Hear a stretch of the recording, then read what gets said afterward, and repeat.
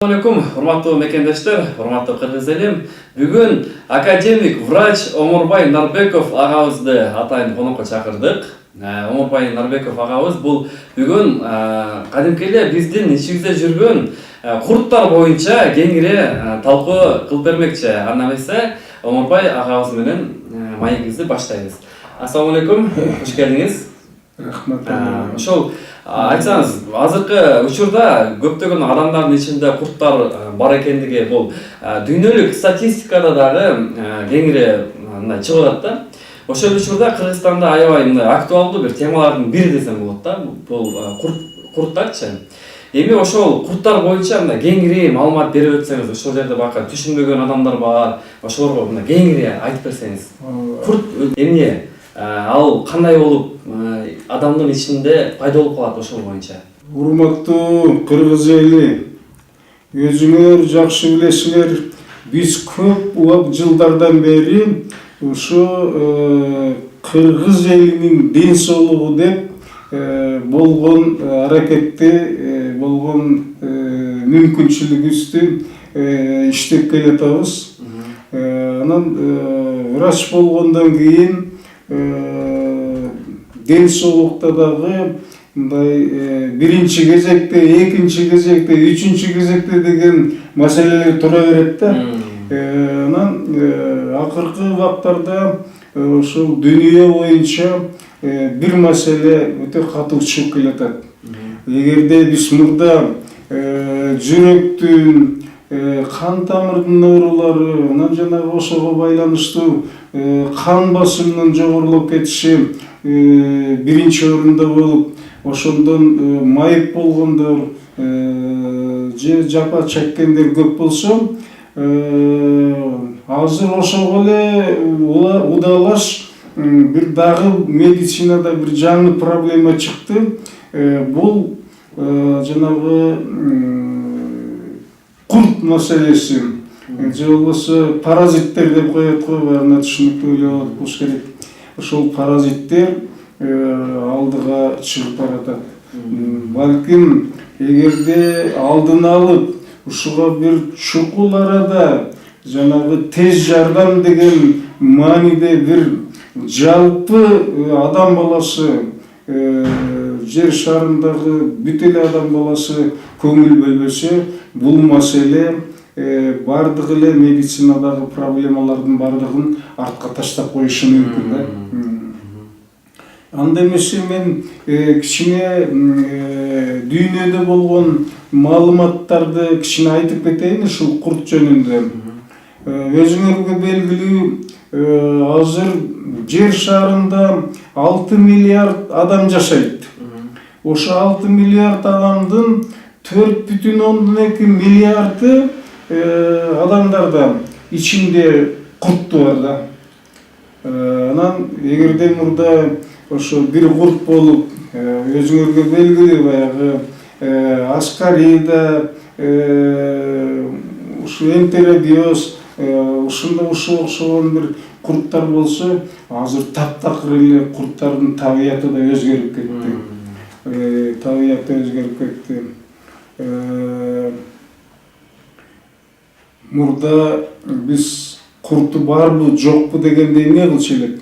Биз адамдарды лаборатория аркылуу өткөрүп, заңын текшерип, ошол жерде жанагы баланча курттун эмелери, уруктары бар экен деп, ошого карата дарылап неметсек, азыр ал маселебиз ишке жарабай калды.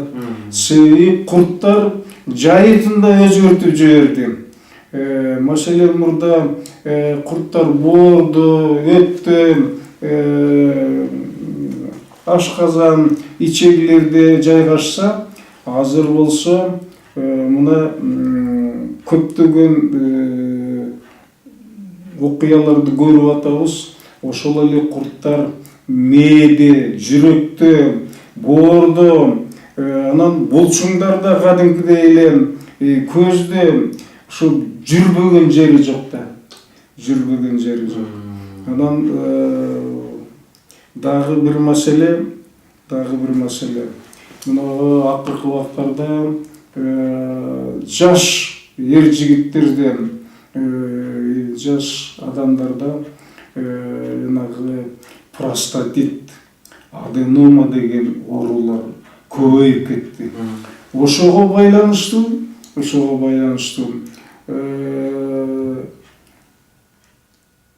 жанагы рак предстательной желези, жана бездин ырагы, алар да көбөйүп кетти. Себеби мындай экен да, окумуштуулар изилдеп көрүп, ушуну таттады да, жанагы курттар, ошонун өзүнүн ичинде деле жанагы рактын клеткалары болот экен. Анан ошо куртубуз рактын клеткалары менен барат дагы, жана бездин ичине жайгаша алат. Чайытын өзгөртүп туруп, безде болот да. Анан жанагы простатиттердин, рактын, аденоманын аякпай врачтардын колунан көп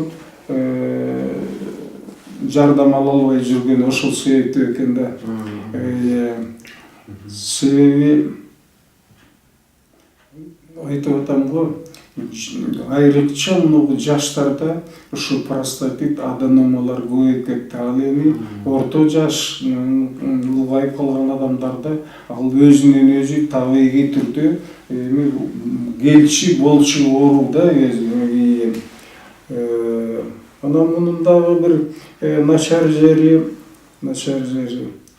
ушу кабылдоосу менен, анан башка ооруларга себеп болуусу менен абдан кыйынчылыкты туудуруп атат да. Маселен, мына өзүңөр билесиңер, көптөгөн ооруларда теринин оорулары бар. Жанагы экземасы бар, дерматити бар, псориазы бар, жанагы аласы бар, витилиго деген. Көрсө, ушул оорулардын бардыгын курттар чакырат экен дагы, анан аллергияны дагы ошо курттар чакырат экен. Ошон үчүн жанагы теринин ооруларын же башка ооруларды, маселен, курттарды дарылабай туруп, жанагыдай мен айткан теринин ооруларын, аллергияны дарылагандын эч кандай кажаты жок да. Себеби бир аз жакшы болот деле, кайра эле күчөй берет. Эми булардын бардыгы өтө терең илимди талап кылат.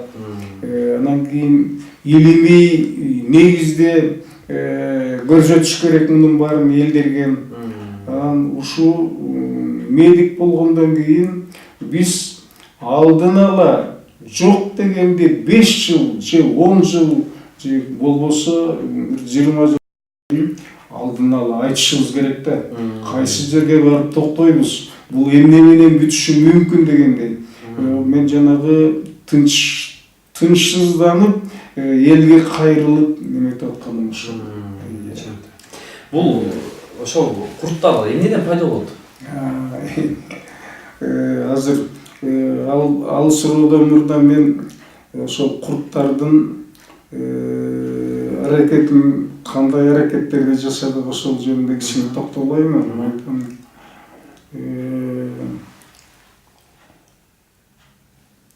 Дүйнөдө бүт эле окумуштуулар,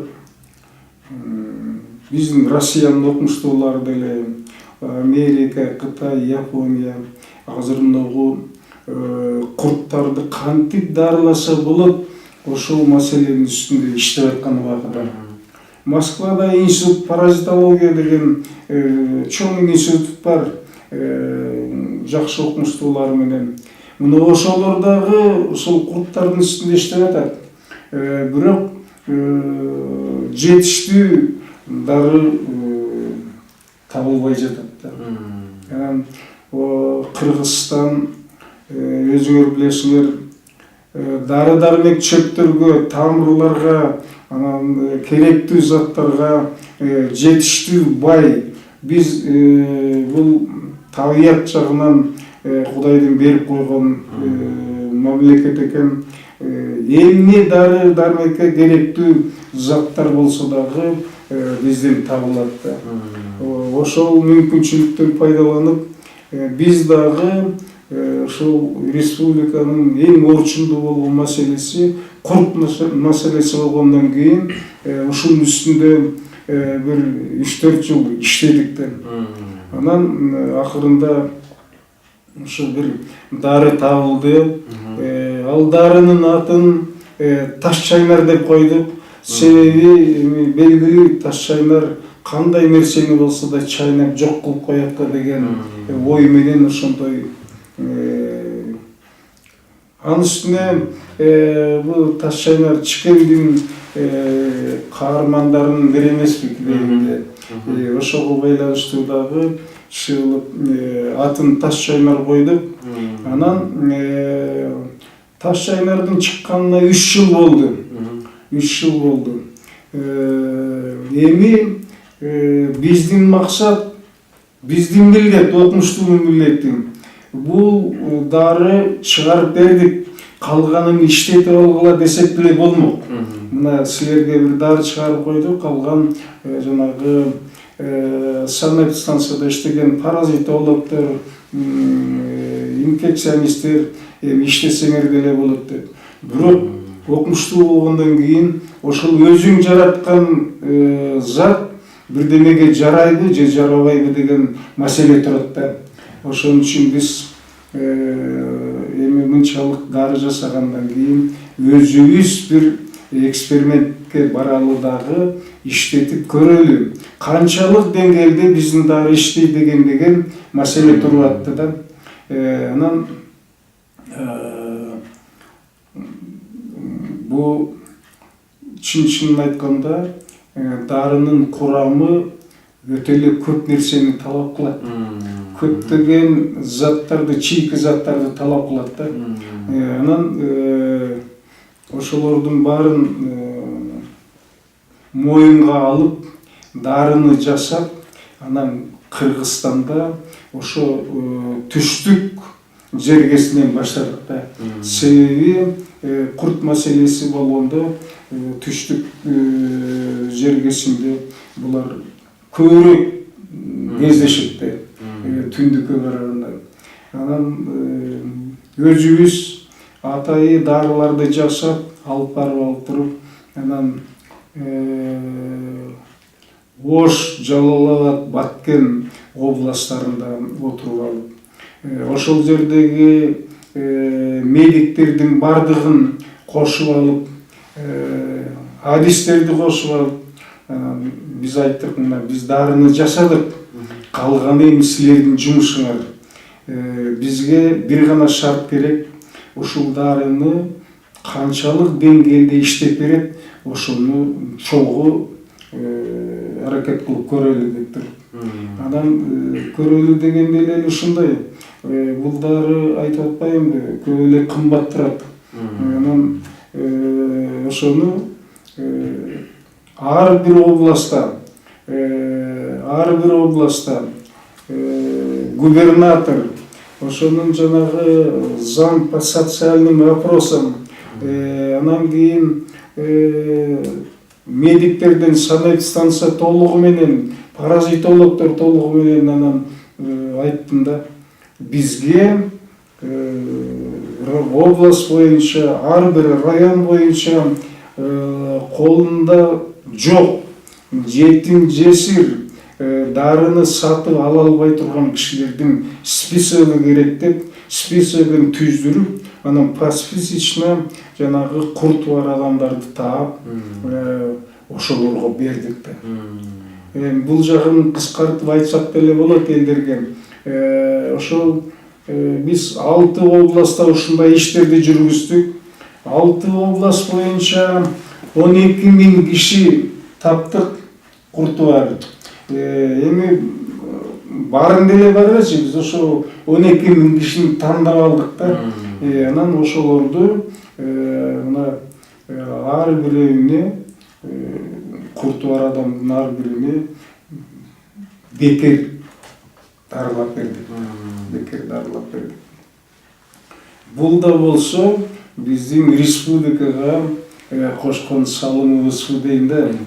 Себеби 12.000 кишини дарылаганда бардык жалпысын эсептеп келгенде 12 тонна дары кетет. Ошолордун бардыгын өзүбүз таксиге салып, ошол жака жеткирип, таратып, бардыгын дарылап, анан ошол дарынын кудуретин көрдүк да. Бул биздин таңыйла, биздин эсептер эмес. Ошо иштеп дары тараткан жергиликтүү врачтардын иши да. Мына таратты, анан кайра текшерди. Мен бир эле мисал айтайын. Жалал-Абад областы боюнча ошол жанагы санэпидстанция 1300 кишиден курт тапты. 1300 кишиден курт тапты дагы. Анан кийин ошол биздин дарылар менен дарылап, дарылоо мөөнөтү 7 күн. 7 күндөн кийин кайра анализ алды да. Ошондо 1300 кишинин 1208 кишиси келди кайталап. Ошонун бирөөндө дагы курт табылган жок. Мына мисал үчүн мына таблицаны карасак болот. Мына жалпысы 7 группа курт, 1300 кишинин ичинен чыккан, кайталанганда 1208. Муногу графасын карасак, баары 0 менен чыкты да. Эми бир дары ошо 7 группа куртка таасир берет деген ондай статистика жок да. Статистика жок. Анан чынын айтыш керек. Биз баягы мен дарым мыкты экен, мындай экен деп мактана бергенде болбойт. Ал туура болбой калат. Биз окумуштуу катары болгон фактыны болгондой айтышыбыз керек. Ушу 12.000 кишиден бир 5 киши кайта келди. Кандайдыр деңгээлде баягы мурдагы белгилер кайталангандай болуп атат деп. Ал 5-ин дагы кайталап дарылап койдук. Ошону менен биз бүгүн айтсак болот. Бул таш чайнар, значит, курттардын бардыгына жараган дары-дармек экен. Анан мунун бир жакшы жери, бул карабайт да. Мээдеби же жүрөктөтүп отурабы жана курттар, же ашказан, боордо отурабы, же териде отурабы. Буга баары ишсе ордунан өлтүрүп коет да. Анан мурдагыдай болуп, куртум бар эле деп жана заңдан личинкаларын издеп жүрбөйт да. Уруктарын издеп жүрбөйт. Мына ушул жөнүндө бир айтсам берген ой бар эле. Анан урматтуу кыргызстандыктар, силерге мен абдан ыраазымын. Биз ушул экспериментти жүргүзүп жүргөндө бардыгы областын жетекчилеринен баштап врачтар дагы бардыгы түшүнүү менен кабыл алышып абдан көп жардам беришти да. Эмесе бул 12.000 кишини бүт республика боюнча дарылап коюш бул оңой жумуш эмес. Ошон үчүн ошо жардам берген туугандарга айтат элем, абдан жакшы кылдык. Өзүбүздүн эл үчүн, өзүбүздүн балдар үчүн, келечек үчүн иштеп койдук. Эми мен бир кыскача айтайын, муну кантип колдонсо болот деген маселени айтсам да. Маселен 9 жаштан жогору абышка кемпирлерге чейин эле 1 литр ичсе курттан куртулат. 8 жаштан төмөн 1 жашка чейинкилер 0,5 литр ичсе болот. Анан азыр телевизор болгондо сурамак баасы канча деп. Баасы мындай да, 1 литри 1000 сом, 0,5 литри 500 сом. Бул дүйүн жанагы Россиянын же башка дүйнөдөгү дарыларга салыштырганда эң арзан дары. Анан кийин дагы бир нерсеси, бул табияттан алынган эч кандай химиясы жок, таптаза дары. Ошон үчүн абдан арзан деп эсептейм. Мына колдонуу ыкмасы. Тиги холодильникте сактайт, 7 күн ошол чоңдор 50 граммдан 3 маал тамактан кийин ичет. Жана жаш балдар болсо 8ден төмөнкүлөр 30 граммдан 3 маал тамактан кийин ичет. Бул колдонуу ыкмасы. Ал эми көрүүчүлөргө мен мындай ошол курту барбы жокпу деген бир маселе турат да, кантип билсе болот деп. Эми курттардын көпчүлүгү балдарда болот дечи. Ошондо мындай белгилери бар да. Айрыкча жазга жакын балдардын бетинде жана чакалай чыгып кетет, ак-тактардын бардыгы. Бул биринчи белгиси. Анан курту бар адамдардын бардыгы тишин кычыратат түндө уктаганда. Анан кийинки белгиси эртең менен турганда жаздыкка шилекей агып калат. Анан балдарда ойноп жүрүп эле ичим киндигин кармап келип, ичим бүтүн ооруп атат деп. Анан кийин дагы ичи катат. Дагы бир мындай кеңирээк белгиси, бул балдардын бардыгы тамакты начар ичет. Өзү арык, кичине өспөгөн, өсүштөн калып калган балдар болот да.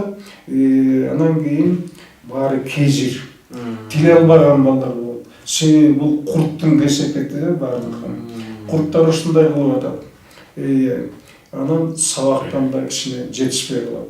Ошон үчүн мен ата-энелерге айтат элем, мугалимдерге да, силер андай балдарды урушпагыла, жемелебегиле, аларды дарылаш керек. Оору ушундай кылып атат да. Ошону айтып коюшубуз керек. Дагы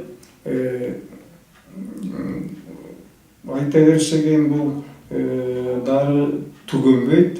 Менин айтайын дегеним, азыр мүмкүнчүлүктөр бар, дарыларды жасап атабыз. Муну азыр мектеп дагы сентябрдан башталып калды. Мугалимдер, мектептеги адамдар жана биз айткан белгилерди менентип, курту бар балдарды дарылап коюш керек.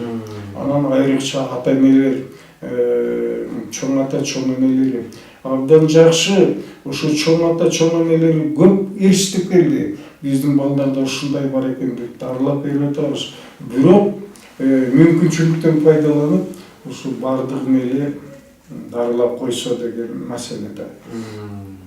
Анан мен айткан нерселердин баарын жыйынтыктап, ушу курттар жөнүндө бир кеңирээк маалымат болсо деп ойлодум да. Анан ошон үчүн мынагу китепчени чыгарып койдук. Ушунун ичинде алгачкы кандай белгилер бар, эмне кылыш керек, кандай дарылаш керек, ушулордун баардыгы ушу китепчеде жазылган. Ушул жөнүндө дагы кеңирээк маалымат алып окушса, биз ушул райондорго, областтарга тараттык, бирок жетишсиз, конечно. Ар бир үйдө тура турган нерсе да, себеби курт деген ар бир үйдө бар, ошол эми. Анан ушуга эле байланыштуу дагы биз бир Алтынай деген дарыны чыгардык. Алтынай жана айтпадыкпы? Курттардын табияты өзгөрүп, жайыты өзгөрүп, жанагы эркектердин жыныстык безинин ичине кирип кетет экен деп. Ошого ошо таш шайнардын кегесте алы жетпей калган учурлар да болот экен. Анан биз Алтынай деген дарыны чыгарганда мындай эме менен чыгарганбыз да. Бул эми көп кырдуу дары. Негизинен эгерде организмде вирус болсо, вирустун бардыгын өлтүрөт. Вирус кайсы жерде отурбасын, вирустун бардыгын өлтүрөт. Мына мисал үчүн силерге деле белгилүү, жана учук деген, ошо учук деген вирус да. ошол учук чыгат, же болбосо межере берген невралгия деп ошол жактан вирустар неметет. Болбосо вирустардын абдан немеси жайыты жанагы боор, гепатит А, Б, С, Д, Д, ошолордун бардыгы вирустарда. Мына ошол вирустарга таасир эте турган алтын ай. Анан жанагы онко оорулардын дагы бир теориясы ошол вирустар чакырат деген маселе бар да. Анан ошо жанагы аденома, анан простатит, ошо жанагы ошол жакта курт бар болсо, ошону өлтүрө турган неме да. Биз азыркы мезгилде ушул алтын ай менен болгон вирустардын бардыгын өлтүрүп атабыз. Жана гепатиттин бүт түрлөрүн, анан муну рактарга да колдонуп атабыз. 4-чү дары ошо биз ракка колдонуп аткан. Айрыкча ошол жанагы эр азаматтардын жанагы простатит аденомаларына ушуну колдонуп атабыз азыр. Жакшы натыйжа берип атат, жакшы. Адатта врачтар дарылаганда 3-4 ай жакшы жүрөт эле, анан кайра кайталана берет. Анан бул аял адамдарда болсо, жыныстык жагында аларда да жанагы азыркы антибиотиктерге баш ийдеген вирустар көп да. Ошо вирустар аялдарга да жыныстык жагында вирустарга абдан жакшы таасир берип атат. Мына кыскача ушундай айтайын дедим эле. Эгерде суроолор болсо айтайын, жооп бере берейин. Мен бардыгына да суроолорго жооп берип койдуңуз окшойт. Суроолорду берейин деп атам, бирок бардыгына уже жооп берип койдуңуз окшойт менин билгендеримден. Сизге чоң рахмат. Ушундай дараларды чыгарып, бүткүл кыргыз элибизге, мекендештерге жардам бергениңиз үчүн, элдерде эле барды көрүп дарылангандар ыраазычылыгын айтып атса керек. Буюрса мен дагы алып ичем муну. Себеби ошол сиз айткан баягы өнөкөт эмелер бардык менде дагы бар да. Тишимди кыжыратуу, шилекейим ап калуу дегендердин бардыгы менде бар да. Мен мурда эле ошол дарыларды ичип көргөм, бирок мындай жакшы натыйжа берген эмес. Эми буну алып ичип көрөбүз. Кудай буйруса бул натыйжа болот. Эгерде жакшы болуп калса, мен сизди ушуларды көп чыгарып реклама кылып турам.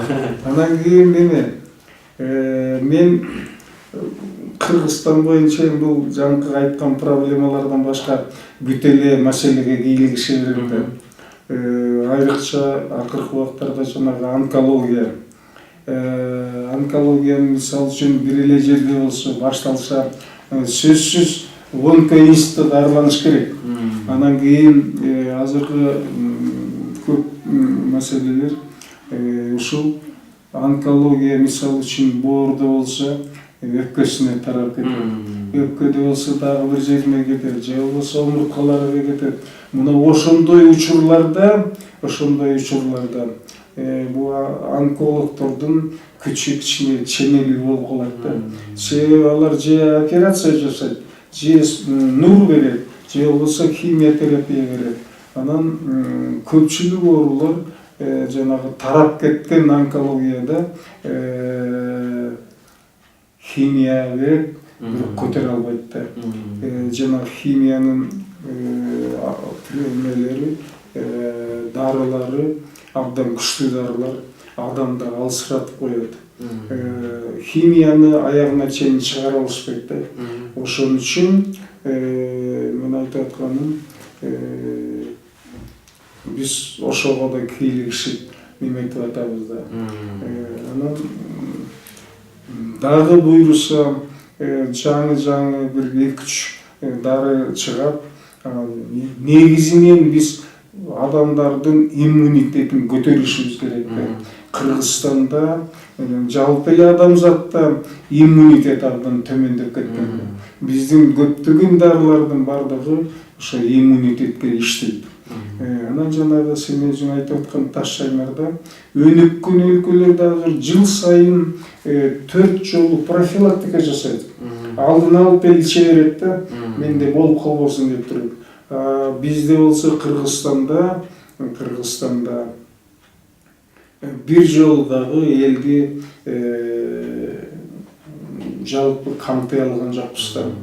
Анан дагы бир айтайын деген нерсе, бул жалаң медиктердин жумушу эмес, бул бүтүндөй мамлекеттин жумушу. Бул мамлекеттик дегенин ден соолук, коопсуздук алып келет.